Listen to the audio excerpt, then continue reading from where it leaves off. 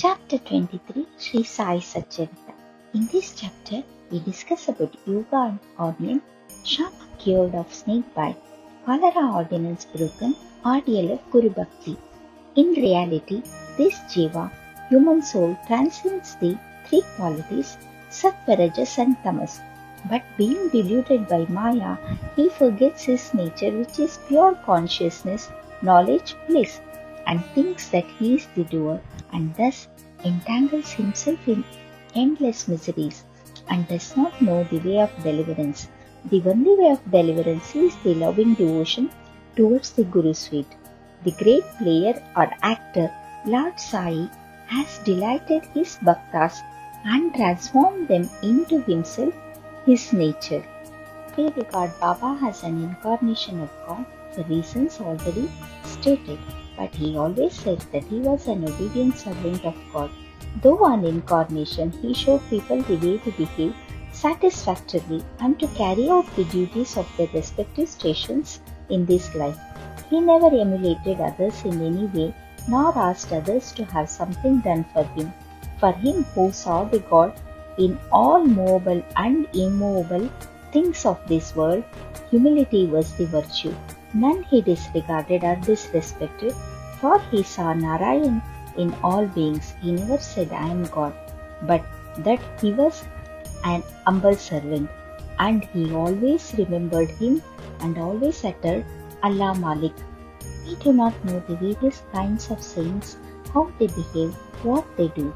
We only know that by grace of God, they manifest themselves in this world to liberate the ignorant and bound souls.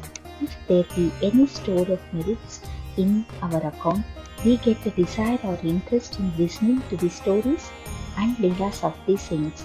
Otherwise not. Let us now turn to the main stories of this chapter. Let us now discuss about yoga and Arnian. Once it so happened that a sadhak of yoga came to Shri with Nana Sahib Chandrokar. He had studied all the work on yoga, including the Yoga Sutras of Patanjali, but had no practical experience. He could not concentrate his mind and attain samadhi even for a short time. He thought that if Baba will be pleased with him, he will show him the way to attain samadhi for a longer time. With this object in view, he came to Shri, and when he went to the masjid, he saw Baba eating chapati with onion. On seeing this, a thought crossed his mind. How can this man eating stale bread with raw onion solve my difficulties and help me? Baba read his mind and said to Nana Sahib, O Nana, he who has the power to digest onion should eat it, and none else. Hearing this remark, Yogi was wonderstruck, and he fell at Baba's feet with complete surrender. With pure and open mind, he asked his difficulties and got solution from Baba. Thus, being satisfied and happy, he left Shirdi with Baba's Sudhi and blessings. Shama cured of snake bite. Before Hemadpant begins this story, he says about the Jiva that it can be very well compared with a parrot, and that they both are bound, and the one in the body and the other in a cage. Both think that their present bound state is good for them. It is only when a helper, that is Guru, comes and by God's grace opens their eyes and liberates them from their bondage, that their eyes are opened to a greater and larger life, compared to which their former bound and limited life is nothing. In the last chapter, it was shown how Baba anticipated the calamity that was to befall on Vishwamitra and rescued him from it. Now let the readers hear a story more interesting than this. Once Shama was bitten by a poisonous snake. His little finger was bitten and the poison began to spread in the body. The pain was also severe, and Shama thought that he would pass away soon. His friends wanted to take him to the god Vithoba, where such cases were often sent. But Shama ran to the masjid to his Vithoba. When Baba saw him, he began to scold and abuse. He got angry and said, Oh Badodia, don't climb up. Beware if you do so, and then roll. Go, get away, come down. Seeing Baba thus with red liquor, Shama was greatly puzzled and disappointed. He thought that the masjid was his home and Baba his sole refuge. But if he was driven away like this, where should he go?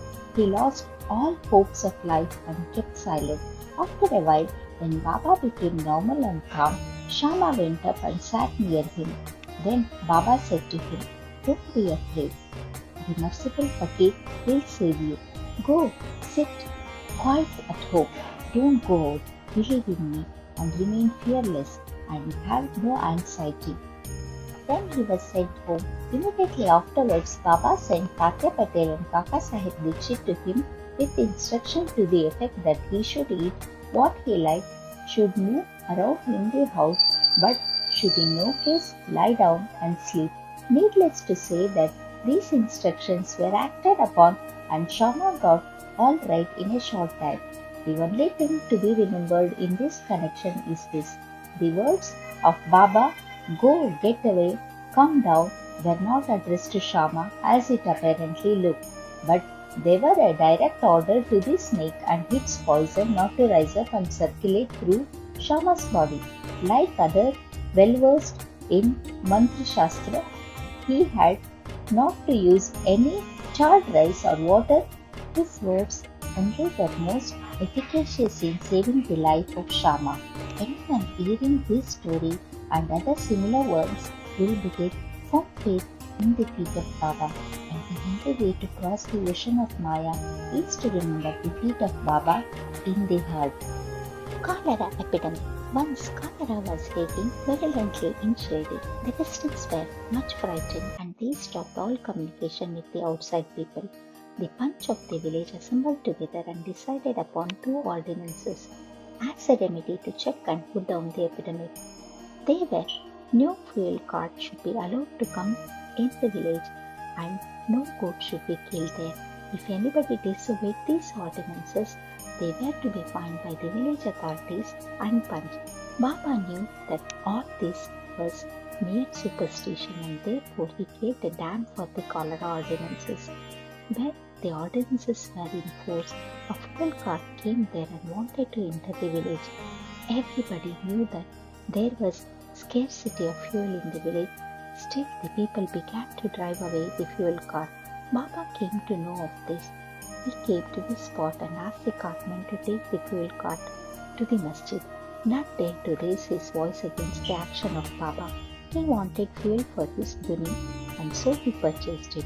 Like an Agnihotra, keeping his sacred fire alive throughout his life, Baba kept his duni ever burning all day and night, and for this he always stocked the fuel. Baba's home, the masjid, was free and open to all. It had no lock and key, and some poor people removed some wood from there for their use. Baba did not grumble about this. Baba saw that the whole universe was pervaded by the Almighty, and so he never bore enmity or ill will to anybody. Though perfectly detached, he behaved like an ordinary householder to set an example to the people. Audience of Guru Bhakti, let us now see how the second cholera ordinance failed with Baba. While it was in force, somebody brought a goat to the masjid. It was weak, old and about to die. At this time, Fakir Pir Mohammed of Malegaon, Bade Baba, was named. Sai Baba asked him to behead it with one stroke and offer it as an oblation. This Bade Baba was much respected by Sai Baba. He always sat on the right side of Baba. After the children was first moved by him, it was then offered to Baba and others. After the dishes were served at the time of taking meals at noon, Baba called Bade Baba and made him sit on his left side, and then all tasted the food. Baba paid him also daily ₹50 out of the amount collected as dakshina. Baba accompanied him 100 steps whenever he went away from masjid. Such was his position with Baba. But when Baba asked him to behead the goat, he flatly refused, saying why it should be killed for nothing. Then Baba asked Shama to kill it. He went to Radha Krishna and took a knife from her and placed it before Baba. Knowing the purpose for which the knife was taken, Shri called it. Then Shama went to bring another knife but stayed in the Vada and did not return soon. Then came the turn of Kaka Sahib Dikshit. He was cold, no doubt, but had to be tested. Baba asked him to get a knife and kill the goat. He went to the Satavada and returned with a knife. He was ready to kill at Baba's command. He was born in a pure Brahmin family and never in his life knew killing. Though quite averse to do any act of violence, still he made himself bold to kill the goat. All the people wondered to see that while Bade Baba, a Mohammedan, was unwilling to kill it, but this Brahmin was making preparation to do so. He tightened his dhoti and with a semicircular motion raised his hand and with the knife and looked at Baba for the final signal. Baba said, "What are you thinking of? Go on, strike." Then, when the hands were just about to come down, Baba said, "Stop! How cruel you are! Being a Brahmin, you are killing a goat." Kaka Sahib obeyed and kept the knife down and said to Baba, "Your words is law unto us. We do not know any other ordinance. We remember you always, meditate on your form and obey you day and night. We do not know or consider whether it is right or wrong to kill. We do not want to reason or discuss things, but in prompt compliance with Guru's order is our duty and dharma." Then Baba said to Kaka Sahib that he would himself do the offering and killing business. It was settled that the goat should be disposed of near a place called Takia, where fakirs used to sit.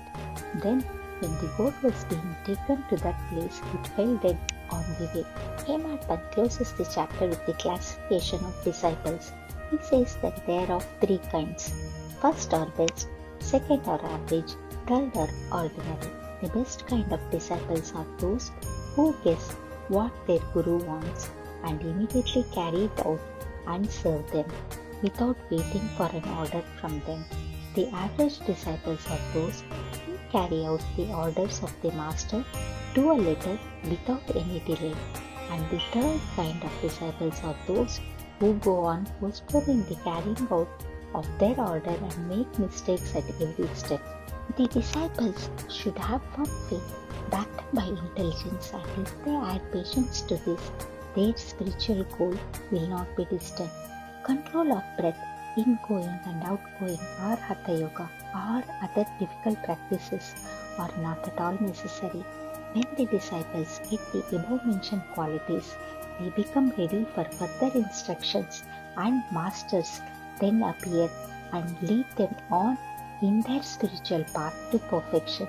In the next chapter, we deal with Baba's interesting wit and humor. Go to Shri Sai, peace be to all. Om Shri Sai Rakshaka Sharanam. Om Shri Satchidananda Samartha Sadguru Sai Nath Arpanamastu. Shubham Bhavatu. Om Shri Sai Ram.